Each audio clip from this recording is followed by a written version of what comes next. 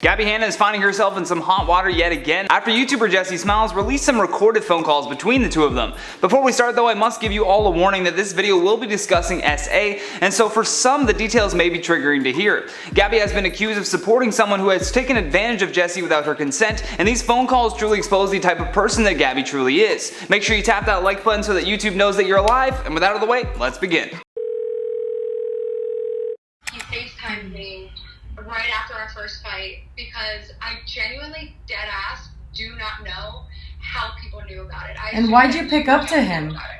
Yesterday, Jessie Smiles released her phone calls with Gabbie Hanna and tweeted out, "Gabbie and I had a phone call last summer. I never planned to release it. In fact, there's nothing I want more than to never talk or think about Gabbie ever again. But her continued lying about my trauma has officially broken me and I don't know what else to do." Now back in 2019, Jessie had released a YouTube video where she accused her former friend Gabbie Hanna of associating with her terrible ex-boyfriend Curtis Laporte. The feud between these two would take over the internet with them going back and forth over this issue. Gabbie has repeatedly denied to have any involvement with Curtis, and at the time of the story breaking, she claimed in a BuzzFeed article that her and Curtis had only met once. Turns out this was false. In the phone conversations with Jessie, Gabbie admits to interacting with the former Vine star on 3 separate occasions. Gabbie admits that when her and Jessie were going back and forth online, that Curtis ended up actually FaceTiming her. She said that the only reason that she picked up was because she didn't have his number saved. The second incident took place at an event where Gabbie said that Curtis approached her to take a selfie, but that she said that she refused. Jessie then shows proof of them smiling next to each other in said selfie of her exposing Gabbie. The last interaction between Gabbie and Jessie's problematic ex took place during a party at 1600 Vine.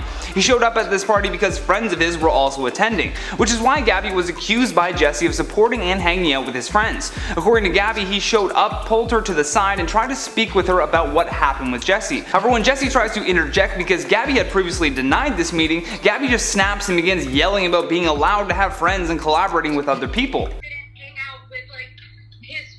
You admitted to it. People who knew Curtis, I think I was with Pat Lele. We all lived in the same building. Yes, and he showed up and pulled you to the side. Guess what? I am allowed to have friends. I'm allowed to collaborate. Like, I can't cut everybody out of my life. Now the second half of the call between these two gets very intense because they actually begin speaking about the actual essay that took place. While at this party, Gabbie claims that Curtis said, "Do you mind if I tell you the story of that night?" To which she said yes, because she said that she had already heard Jessie's side of the story. Now at this point you can see that Jessie is getting visibly upset, and rightfully so. Gabbie claimed that she was listening to Jessie's attacker so that she could defend Jessie. But if that were true, then why did Gabbie spend so long making videos and yelling on podcasts about Jessie? Don't tell me what am I talking about.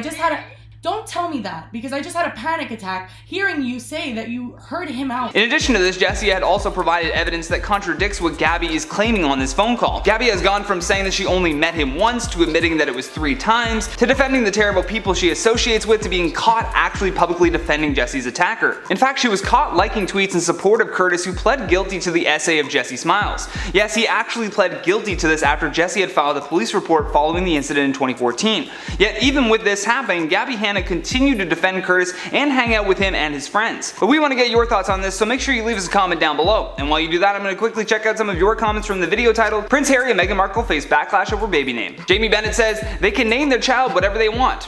I 100% agree. The East of Thoughts and Mind says, "Anyone who is super invested in the lives of the royals need to go outside and touch some grass."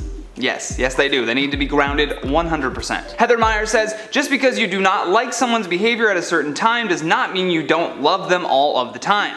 I hope you're talking about the royal family feud. Serena Min says, "The world needs to chill. They have the same right as any one of us to name their own kid what they want." Yeah, I mean, if Elon Musk can name his child whatever that name is, then yeah, the royal family can do the same. Karen Milk says, "I honestly don't care, but I did watch the entire video. Haha." I just had to add that extra little laugh. Thank you so much for watching the entire video, even though you didn't care. Either way, guys, that has been today's video. Thank you so much for watching. I've been your host, Johnny Rogers, and until next time, stay classy, YouTube.